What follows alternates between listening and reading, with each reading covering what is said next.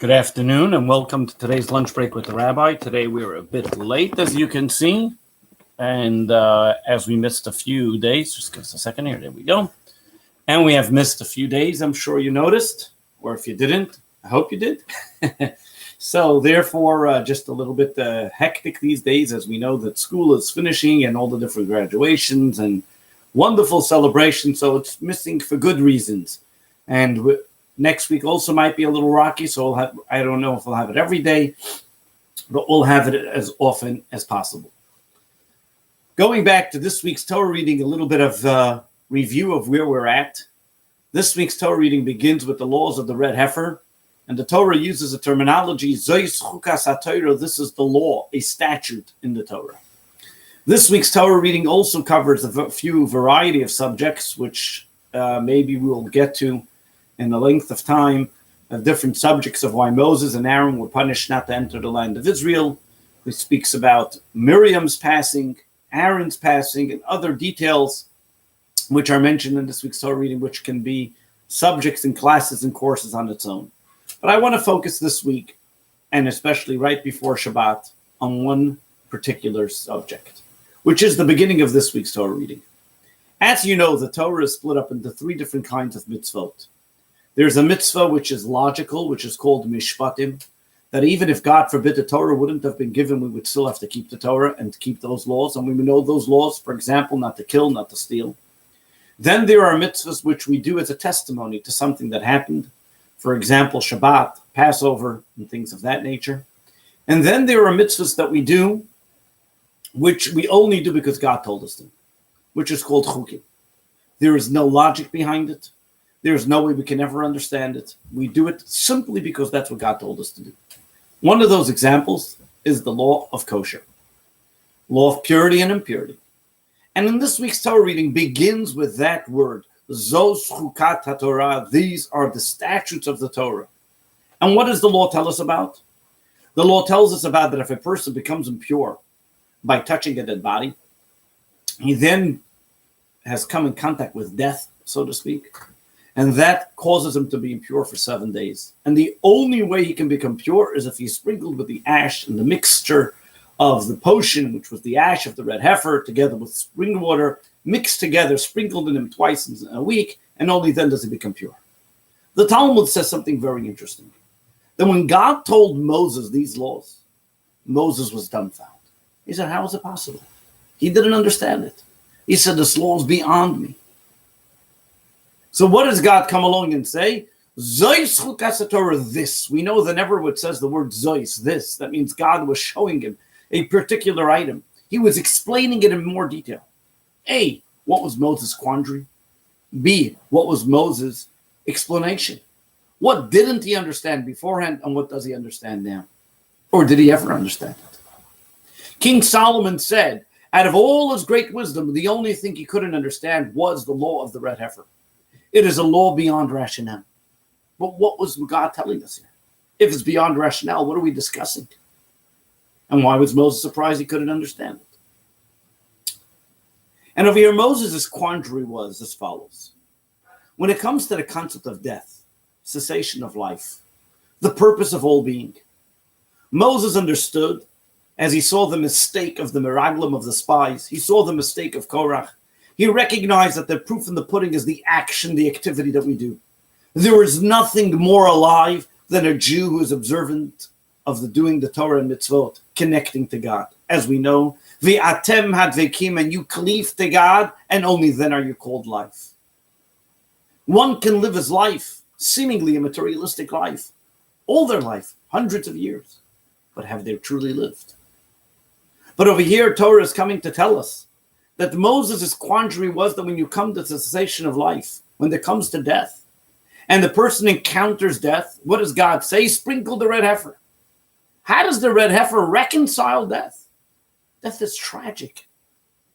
Death is something which is cessation of life. How does the red heifer bring that back or change it? And therefore Moshe was confused and couldn't understand, was mind-boggled. What does the red heifer have to do? How does that bring back life? How does that understand life? How does that appreciate life? What does God come along and explained to him and says, this is the antidote of death. Zeis chukas hapara, the law of the red heifer, teaches us what truly life means. Because in order to do the red heifer potion, they needed to take spring water, mayim chayim, real live water. What does it mean alive? The Talmud explains that anything which is not consistent or anything which comes to a cessation, comes to a stop eventually, is never truly alive. For example, it talks about a river that dries up every 7 years. That's not called real water, spring water, live water. Something that only constantly flows and constantly grows. Same idea is also in our own life. If we become all of a sudden stagnant and we're not progressing, we're not growing spiritually, then where are we? What makes us alive? What makes us truly alive? What makes a human being alive is the very fact that they're connected to a spiritual core, that they're connected to God.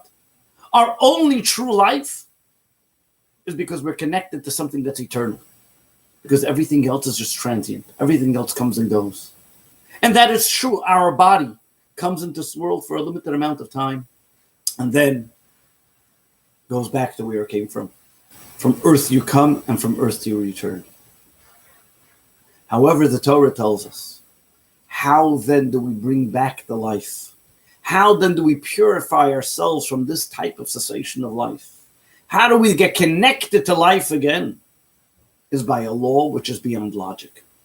Because materialism by nature, we understand, we try to figure out science, nature, where things come and go.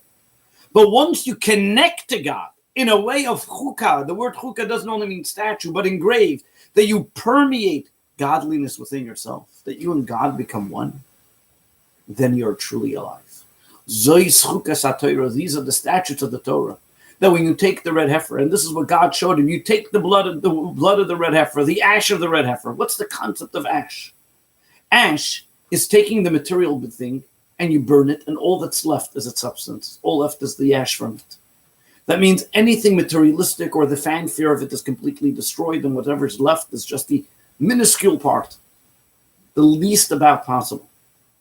The only thing that stays for eternity, the true life in it being. And you mix that with spring water, with true live water, showing that the connection that one has with God is not limited to the body, is not limited to the functions of the body, is not limited to the time that the soul spends in the body. The true connection that a person has with God is his connection, is that's life.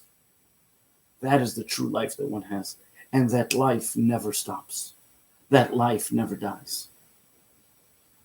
God was explaining to Moses, and God was telling every single one of us, that if we truly want to live, even with our body and soul fused together, it's about connecting to God. And the only time that we truly live purposefully and are living to the best, not looking alive, but truly dead, is when we are connected with God, and with every mitzvah we do, we become more alive. Because that is eternal, and that will stay for us forever. This message is so clear to every single one of us. Every single one of us has different times and trials and tribulations. And we think about, what are those trials and tribulations? What are those challenges? Are they material? Are they physical or spiritual? The spiritual accomplish that we do, the mitzvah that one does, stays with us forever. Never ceases to exist. It is there with us for eternity. The materialism, yes, it weans and waxes, comes and goes. But as long as we understand that our connection to God is there and will be there forever, we will always be alive. God bless you to stay alive and well, healthy and well, body and soul fused together, connected to God, and you will have a wonderful Shabbos. All the best. And God bless you. God willing, we'll see you again next week. Lunch break with the Rabbi. All the best.